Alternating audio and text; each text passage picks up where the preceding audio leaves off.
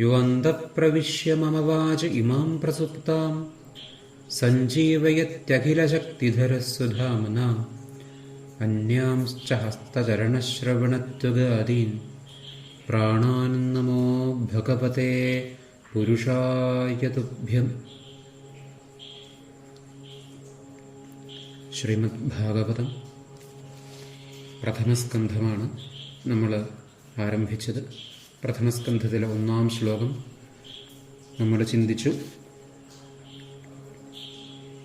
അതിൽ ആരംഭത്തിലെ ചൂണ്ടിക്കാണിക്കുന്നു ആ ശ്ലോകത്തിൽ ജന്മാദ്യസ്യ യദന്വയാദിതരതശ്ചർദ്ധേഷവിജ്ഞസ്വരാട് തേനേ ബ്രഹ്മഹൃദായ ആദികവയേ മുഹ്യന്തികൽ സൂരയ തേജോ വാരിമൃതാം യഥാ വിനമയോ യത്രത്ര സർഗോ മൃഷാ ധാമ്ന സ്വേന സദാ നിരസ്തകുഹകം സത്യം പരം ധീമഹി. ആ സത്യത്തിനെ ധ്യാനിച്ചുകൊണ്ടാണ് ഭാഗവതം ആരംഭിക്കുന്നത്. സത്യം പരം ധീമഹി. സത്യമേ, ആ സത്യം, പരമമായിട്ടുള്ള സത്യം, അതിനെ ഞാൻ ധ്യാനിക്കണു. എൻ്റെ ബുദ്ധി ആ പരമമായിട്ടുള്ള സത്യത്തിൽ എന്നും ഉറച്ചു നിൽക്കട്ടെ. ഗായത്രി മന്ത്രത്തിലും ഭർഗോ ദേവസ്യ ധീമഹി ധിയോയൊന്ന പ്രചോദയാത് എന്ന് കാണിക്കണം. അപ്പോൾ അത് ധീമഹി, ആ ബുദ്ധി, ഭർഗസ് അവിടെ പറയുന്നതും എൻ്റെ ഉള്ളിൽ ആ ഒരു അറിവ് ജനിപ്പിക്കണേ, ആ തേജസ് വർദ്ധിപ്പിക്കാനാണ്. ഭർഗസ് ഈ സത്യം തന്നെയാണ്, ഈ തേജസ് തന്നെയാണ്. അപ്പോൾ പ്രചോദിപ്പിക്കുക, ആ ബുദ്ധിയെ പ്രചോദിപ്പിക്കുക. ആ ബുദ്ധി പ്രചോദിച്ച് കഴിയുമ്പോഴാണ് ഈ സത്യത്തിൽ നമ്മൾ ഇവിടെ ഇതേ ഉള്ളൂ, ഈ ഭഗവാനെ ഇവിടെ സത്യമുള്ളൂ എന്ന ഉറപ്പിലേക്ക് നമ്മൾ വരിക. ബാക്കി ഇവിടെ കാണുന്നത് ഇതെല്ലാം ഉപേക്ഷിക്കുക എന്നല്ല അവിടെ ഉദ്ദേശിക്കേണ്ടത്. ഇതാണ് ഇവിടുത്തെ സത്യം. അപ്പോൾ ഇത് വേണമെന്ന് വെച്ചാൽ ചെയ്തോളൂ, അതെന്താണെന്ന് മനസ്സിലാക്കിക്കൊണ്ട് ചെയ്യുക. അതിനോട് ഒട്ടാണ്ടിരിക്കാനുള്ള അറിവാണ്.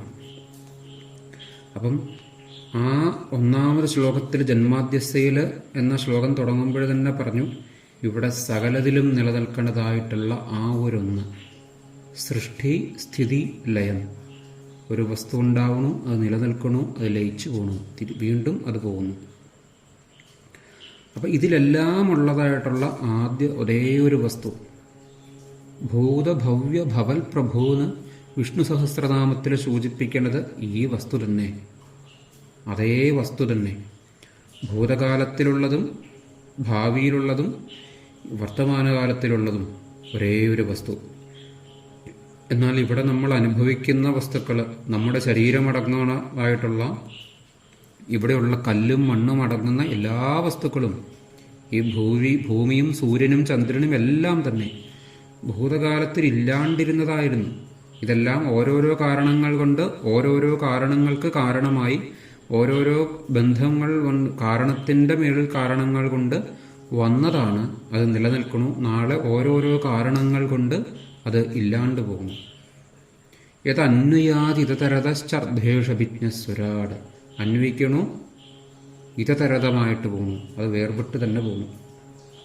പക്ഷേ ഇതൊക്കെ സംഭവിച്ചാലും ഇവിടെ എപ്പോഴും ഈ ഒരേ ഒരു വസ്തു, സത്യമായിട്ടുള്ള വസ്തു, അതാണ് ആ ബ്രഹ്മം, ആ പരമാത്മാവ്, അല്ലെങ്കിൽ ആ ഭഗവാൻ എന്ന് ഭാഗവതത്തിൽ സൂചിപ്പിക്കുന്നു. ആ മായയ്ക്കതീതനായിട്ടുള്ള വസ്തു, ഈ മായയ്ക്ക് കാരണമായിട്ടുള്ളത് ആ വസ്തുവാണ്. എന്നാൽ ആ വസ്തു മായയല്ല.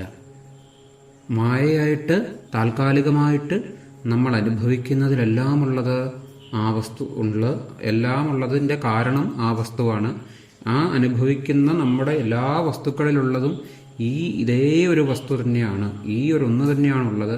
പക്ഷെ അതിനോട് ചേർച്ചയില്ലാണ്ട് ഇത് സ്വരൂപമായിട്ട് മാറി നിൽക്കണം.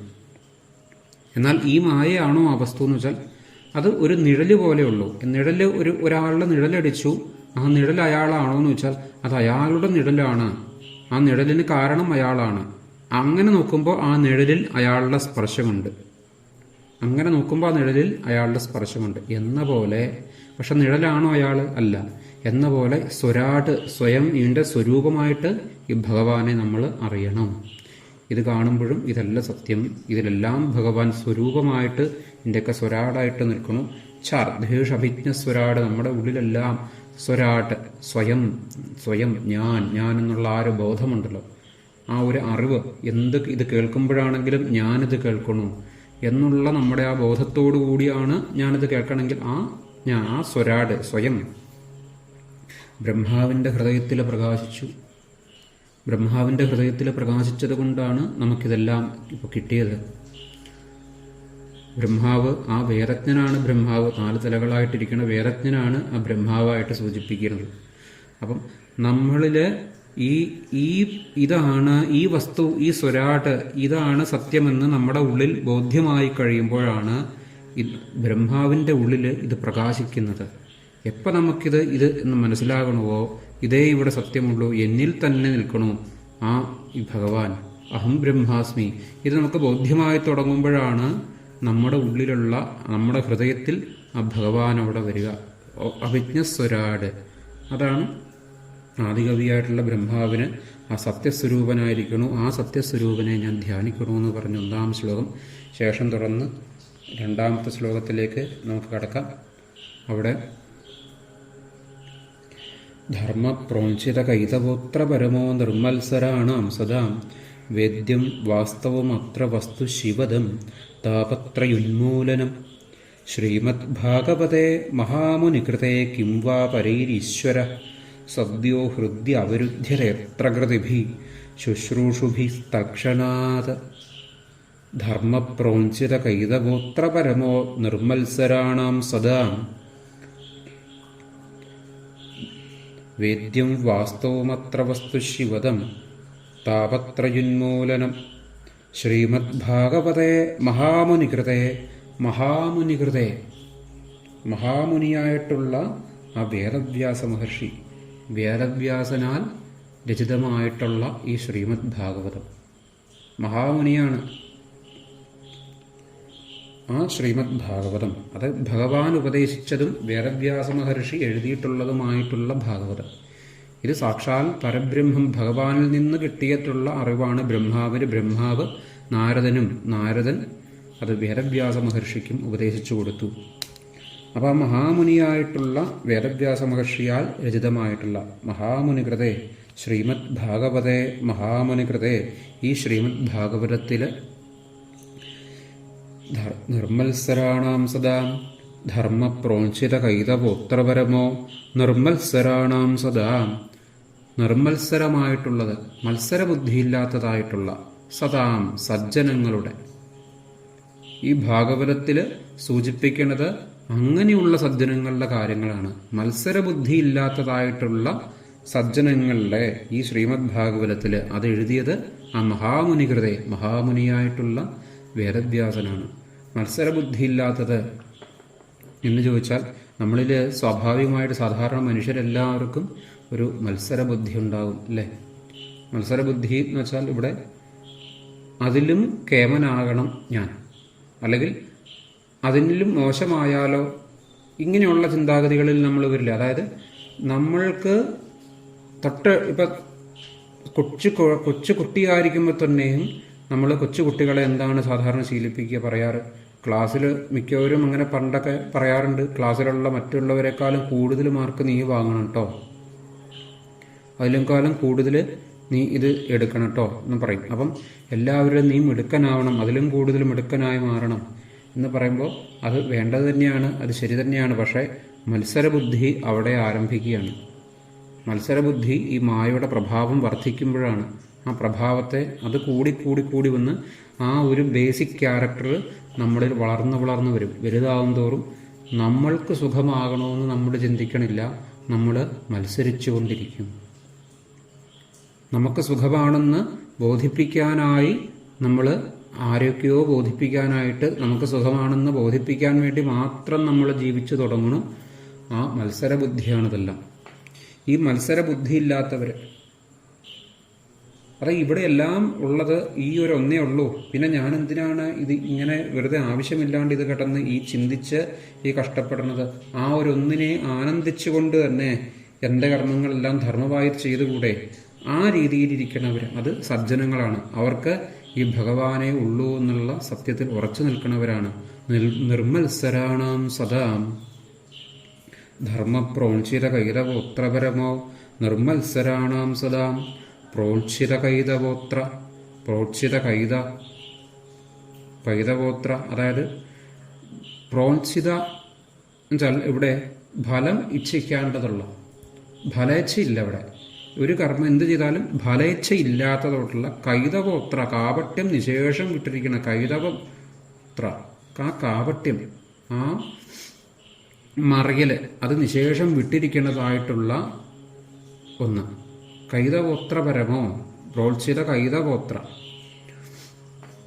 അതിൽ നിന്ന് തന്നെ അതായത് കാര്യം ഈ പ്രോത്സിത എന്ന് പറഞ്ഞാൽ ഫലകാംക്ഷ ഇല്ലാണ്ടുള്ള പ്രവൃത്തി, ഫല ഇച്ഛയില്ലാണ്ട് ഓരോ കർമ്മങ്ങൾ നമ്മളിൽ ചെയ്യുമ്പോഴും നമ്മൾ അതിൽ നിന്നൊരു ഫലം ഇച്ഛിക്കാനുണ്ടായിരിക്കും.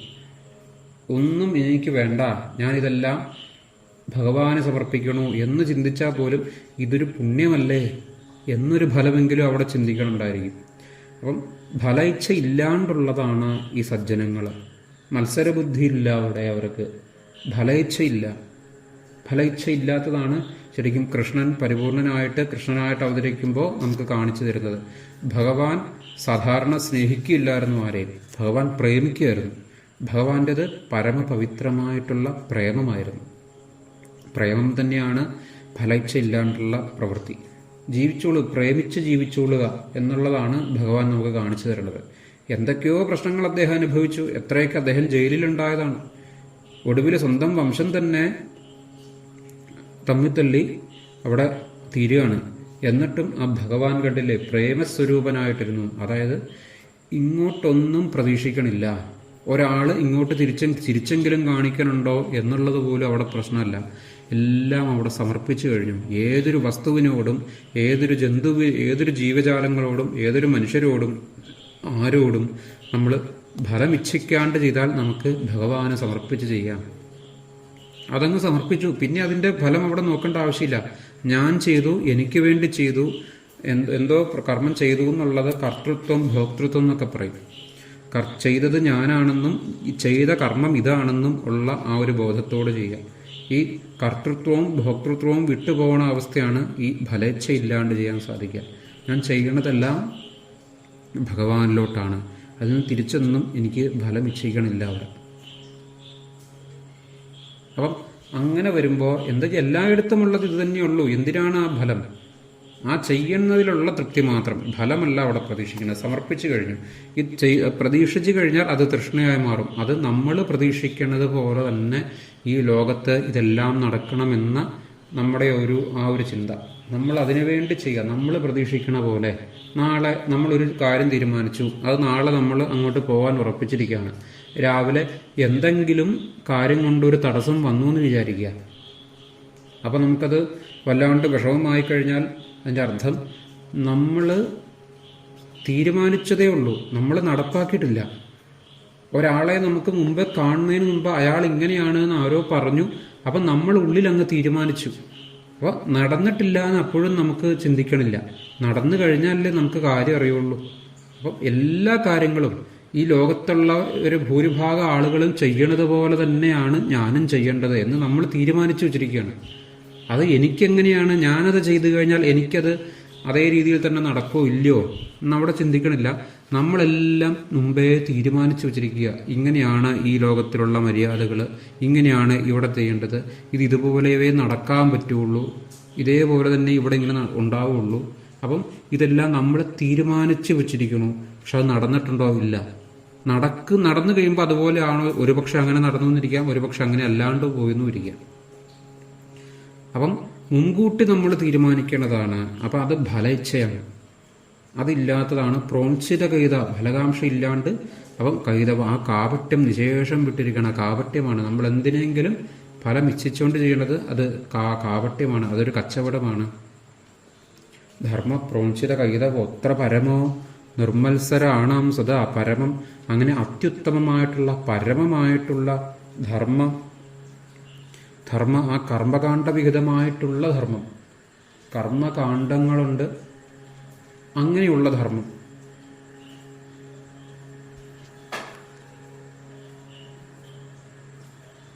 ധർമ്മം, കർമ്മകാണ്ഡവിഹിതമായിട്ടുള്ള ധർമ്മം.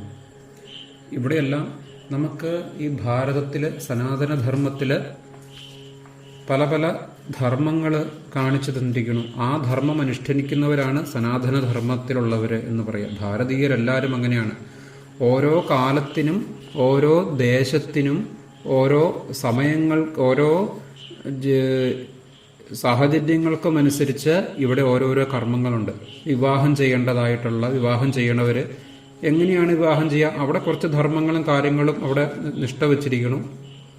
അതിന് കുറച്ച് നിഷ്ഠകളുണ്ടാവും. വർണ്ണാശ്രമധർമ്മങ്ങൾ, ചതുരാശ്രമധർമ്മങ്ങൾ, ഓരോരോ കർമ്മങ്ങൾ നമ്മളിവിടെ ചെയ്യുമ്പോഴും അത് ഈശ്വരാർപ്പിതമായിട്ട് പവിത്രമായിട്ടാണ് നമ്മളതിന് ചെയ്യുക.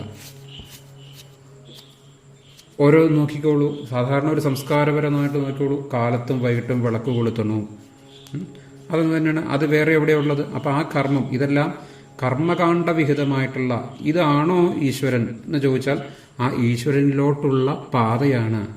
നമുക്ക് കർമ്മബോധമുള്ളവരാണ്, നമുക്കെല്ലാം കർമ്മവാസനകളുള്ളവരാണ്. അതുകൊണ്ട് ഈ കർമ്മങ്ങളിലൂടെ നമുക്കിതിൻ്റെ പുറത്ത് കടക്കാൻ പറ്റുള്ളൂ. അപ്പോൾ കർമ്മങ്ങളിലൂടെ നമുക്ക് വേണം പുറത്ത് കിടക്കാൻ. അതിനാണ് നമ്മുടെ ഈ ആചാരങ്ങൾ, ഇങ്ങനെയുള്ള കർമ്മങ്ങൾ ഇതെല്ലാം വെച്ചിരിക്കുക. അപ്പോൾ ഈ വക കർമ്മങ്ങളെല്ലാം നമുക്ക് ഈശ്വരാർപ്പിതമായിട്ട് ചെയ്യാൻ പറ്റുന്നതായിട്ടുള്ള നിഷ്ഠകൾ നമ്മളിൽ വെച്ചിരിക്കണം.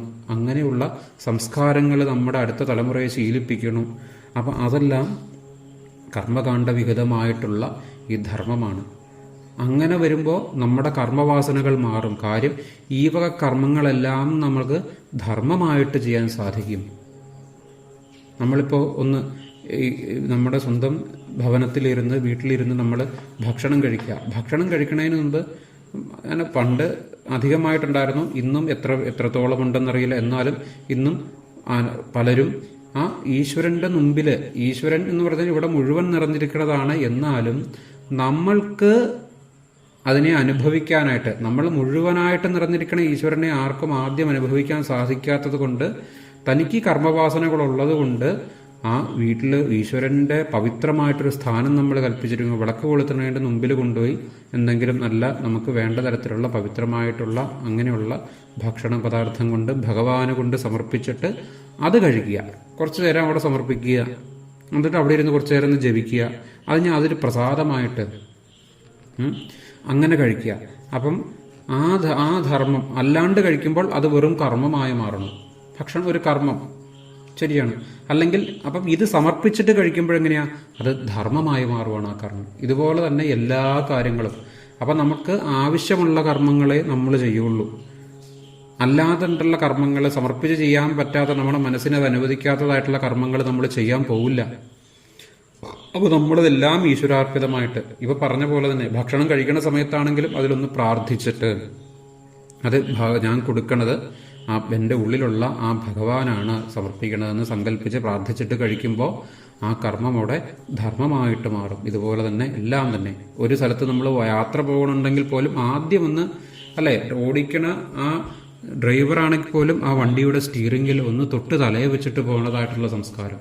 അപ്പം ഇതെല്ലാം ചെയ്യണ കർമ്മത്തിനെ ധർമ്മമാക്കാനായിട്ടുള്ള വിദ്യകളാണ്. ആ ധർമ്മത്തിലൂടെ നമുക്ക് എന്തിനാണ് ഇത് ചെയ്യണത്? ഈ കർമ്മഠനായിട്ട് ആവക കാര്യങ്ങളിൽ കെട്ടുകിടക്കാനല്ല. അതില്ലെങ്കിൽ ദോഷം എന്ന് ചിന്തിച്ച് അതിങ്ങനെ ചെയ്ത് അതെന്താണെന്ന് അറിയാൻ വയ്യാണ്ട് അങ്ങനെയുള്ള കർമ്മങ്ങൾ കർമ്മഠമായിട്ട് ചെയ്യാൻ വേണ്ടിയിട്ടല്ല, അത് ഇതിൽ നിന്നെല്ലാം ഉയരാനായിട്ടുള്ള മാർഗമാണ്. അതാണ് ധർമ്മം. ആ ധർമ്മത്തിന് നേരെ തിരിഞ്ഞിരിക്കണം നമ്മൾ. ആ ധർമ്മമാണ് വേണ്ടത്. അപ്പം അങ്ങനെയുള്ള ധർമ്മം അതെന്തിലോട്ടാണ് നയിക്കണത്? ഈ മത്സരബുദ്ധിയില്ലാത്ത സജ്ജനങ്ങൾ ഇരിക്കണതായിട്ടുള്ള അവസ്ഥ, ഫലകാംക്ഷയില്ലാണ്ട് കാപട്ട് നിശേഷം വിട്ടിരിക്കണ ആ ഉത്തമമായിട്ടുള്ള കർമ്മകാണ്ഡ വിഹിതമായിട്ടുള്ള ധർമ്മം അതെന്തിലോട്ട് നയിക്കണോ? ഇത് ശരിക്കും ആ താപത്രയങ്ങളെ നിശേഷം നശിപ്പിക്കേണ്ടതായിട്ടുള്ള പരമമായിട്ടുള്ള ഭക്തി ഉണ്ടാക്കേണ്ടതായിട്ടുള്ള ഫലേച്ഛയില്ലാത്തതായിട്ടുള്ള ധർമ്മമാണ് ഇവിടെ ഭാഗവതത്തിൽ പറയുന്നത്. വേദ്യം വാസ്തവം അത്ര വസ്തു ശിവദം താപത്രയുന്മൂലനം. താപത്രയങ്ങളെ ഉന്മൂലനം ചെയ്യും. ഇവിടെ വാസ്തവമായിട്ടുള്ള വസ്തുവിനെ അറിഞ്ഞുകൊള്ളുക. അപ്പോൾ നമ്മുടെ താപത്രയങ്ങൾ പോകും. ഇവിടെ എന്താണ് സത്യം, വാസ്തവം? ഇതാണോ വാസ്തവം? അപ്പം നമ്മൾ ജാഗ്രതയിൽ ഇത് അനുഭവിക്കണോ, സ്വപ്നത്തിൽ അനുഭവിക്കണോ വാസ്തവമാണോ? അപ്പം ഏതാണ് വാസ്തവം? സുഷുപ്തിയിൽ നമ്മൾ എന്തെങ്കിലും അനുഭവിക്കണുണ്ടോ? അവിടെ അനുഭവിക്കണില്ല, അവിടെ ഒന്നുമില്ല, അനുഭവമില്ല. അപ്പൊ നമുക്ക് അവിടെ മായയുടെ ആ ബലം നമുക്ക് തീരെ ഇല്ല. പക്ഷെ എന്ന് വെച്ച് സുഷുപ്തിയിൽ എപ്പോഴും ഇരിക്കാൻ പറ്റുമോ? സാധിക്കില്ല നമുക്ക്. അപ്പൊ സുഷുപ്തിയിൽ അനുഭവിക്കുന്നതായിട്ടുള്ള എന്തോ, എന്നാലും നമ്മൾ സുഷുപ്തിയിൽ നിന്ന് രാവിലെ വീണ്ടും ഉണരുമ്പോഴും സുഖമായിരുന്നു എന്നുള്ള അറിവ് നമുക്കുണ്ട്. എന്തോ സുഖം ഉണ്ടായിരുന്നു. പക്ഷെ അവിടെ നമ്മൾ അനുഭവിച്ചോ? കണ്ണുകൊണ്ട് എന്തെങ്കിലും കണ്ടോ? സ്വപ്നത്തിൽ നമ്മൾ കണ്ടു.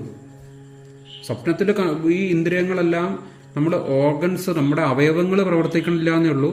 നമ്മുടെ ഇന്ദ്രിയങ്ങൾ അവിടെയുണ്ട്, അവയവങ്ങൾ പ്രവർത്തിക്കണില്ല. അവിടെ പലതും നമ്മൾ കാണുന്നുണ്ട്. മനസ്സ് പ്രവർത്തിക്കുന്നത് കൊണ്ട് അവിടെ ഇന്ദ്രിയങ്ങളുണ്ട്.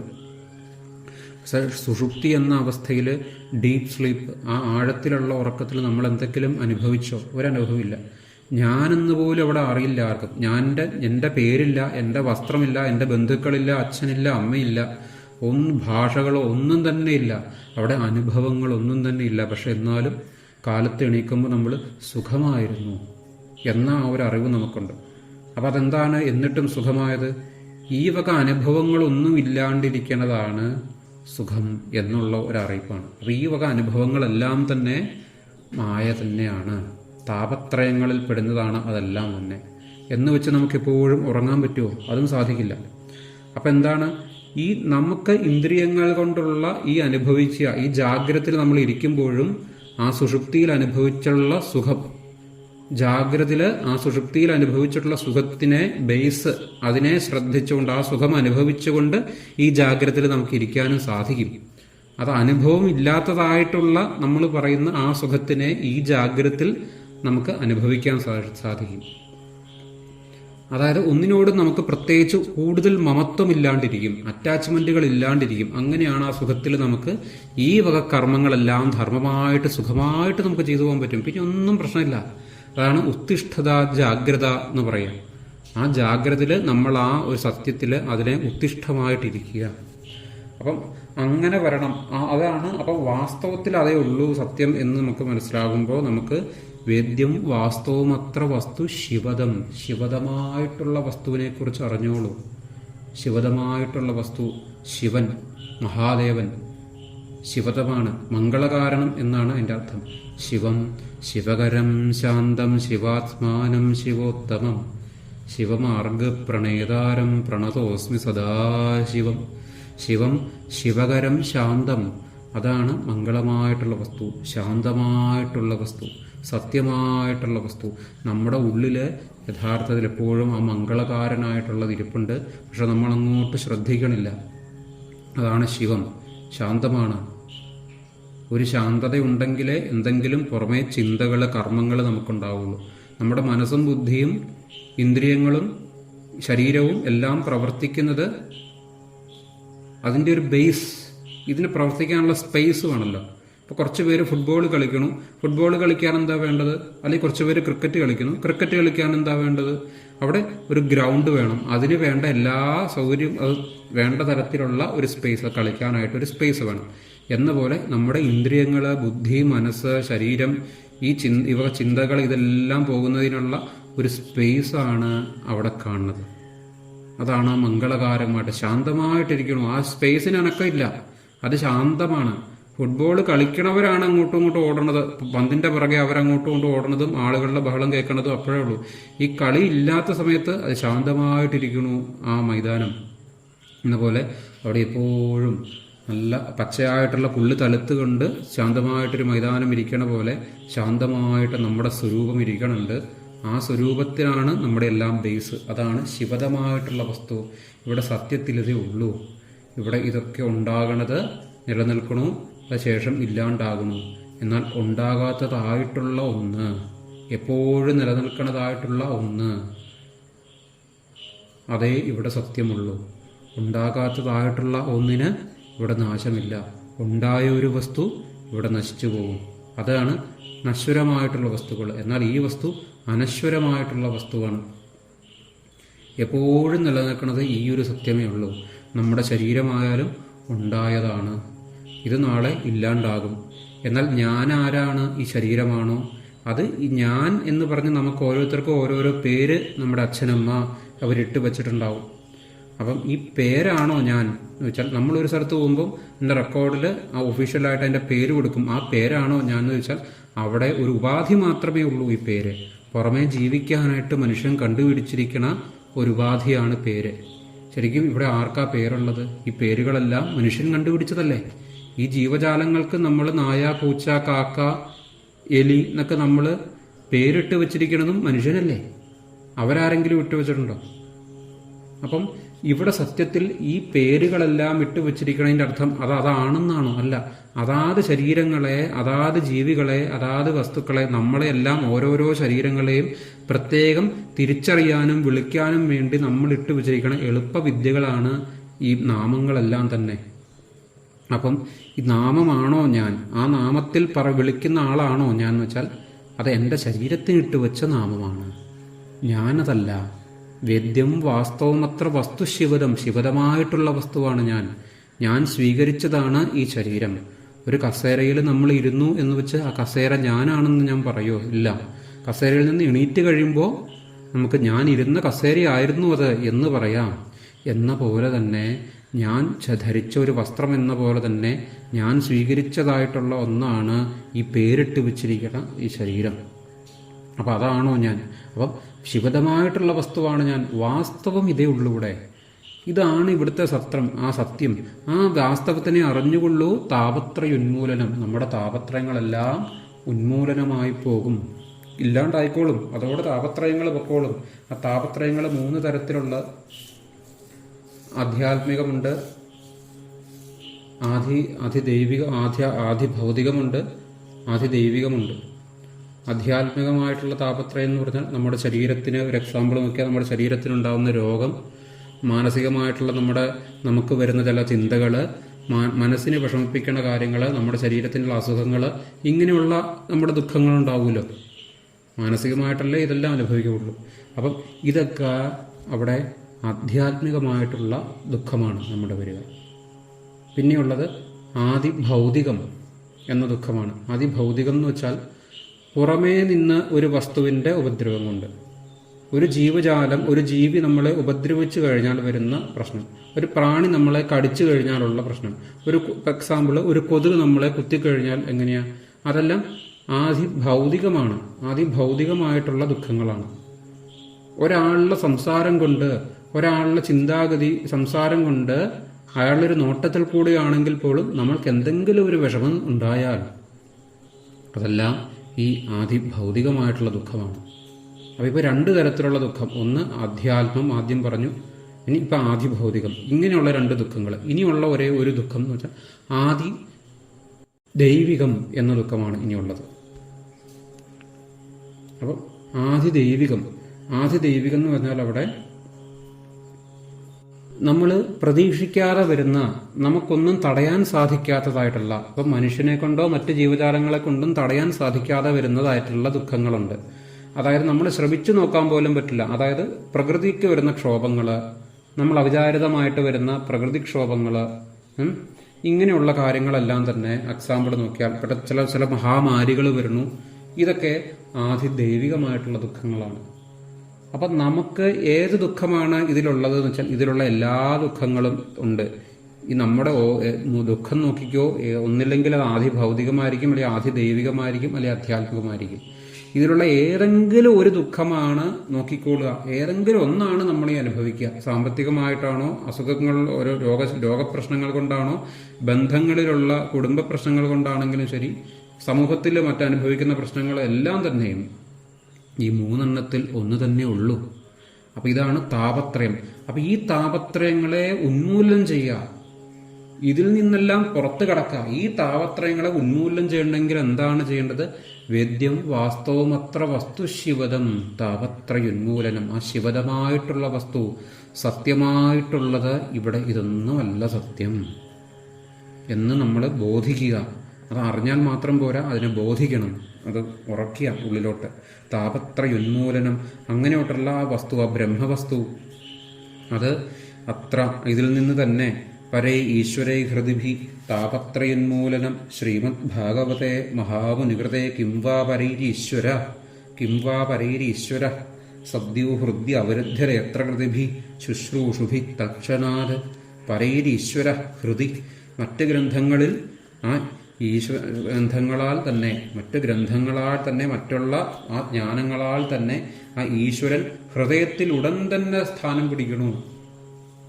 ഈ ഭാഗവതജ്ഞാനം, ഭാഗവതത്തിലൂടെ തന്നെ ആ ഭഗവാൻ ആദ്യമേ തന്നെ ഹൃദയത്തിൽ സ്ഥാനം പിടിച്ചിട്ടാണ് പിന്നീട് അങ്ങോട്ട് ഭഗവാനെ കുറിച്ച് നമ്മൾ കേൾക്കാൻ പോണത്. അവിടെ പരൈരീശ്വര സദ്യോ ഹൃദ്യ അവരുദ്ധ്യരയത്ര കൃതിഭി അവരുദ്ധ്യതേ അത് ഉടൻ തന്നെ ആ ഭഗവാൻ, ആ ഈശ്വരൻ അവരോധിക്കപ്പെടും നമ്മുടെ ഉള്ളിലോട്ട്. എന്താണ് ആ ഈശ്വരൻ എന്നുള്ള സത്യത്തിലുള്ള ഭഗവാനെ നമ്മൾ തിരിച്ചറിയും. നമ്മുടെ ഉള്ളിലോട്ട് പ്രത്യേകം തന്നെ അവരോധിക്കപ്പെടും. അത്ര ഈശ്വര സദ്യോ ഹൃദ്യ അവരുദ്ധരയത്ര കൃതിഭി. അത്ര ഈ ഇത്തരത്തിലുള്ള ഈ ഭാഗവത സംബന്ധമായിട്ടുള്ള വിഷയത്തിലാകട്ടെ ശുശ്രൂഷുഭി തക്ഷണാത്. ആ ശ്ലോകത്തിൽ ഒടുവിൽ നോക്കി, ശുശ്രൂഷുഭി കേൾക്കാൻ ആഗ്രഹിക്കണം.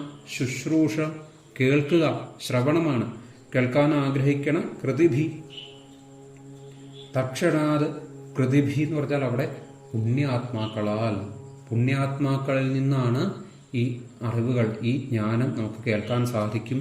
ഈ ഭാഗവതജ്ഞാനം നമുക്ക് കിട്ടുമ്പോൾ, ഭാഗവതത്തിന്റെ പ്രത്യേകതയാണ് പറയുന്നത്, ഈ ഭാഗവതജ്ഞാനം നമുക്ക് പുണ്യാത്മാക്കളായിട്ടുള്ളവരിൽ നിന്ന് കിട്ടുമ്പോൾ തക്ഷണാത്, ആ ക്ഷണത്തിൽ തന്നെ, അതേ നിമിഷത്തിൽ തന്നെ ഈ ഭഗവാൻ നമ്മുടെ ഉള്ളിൽ സ്ഥാനം പിടിക്കും.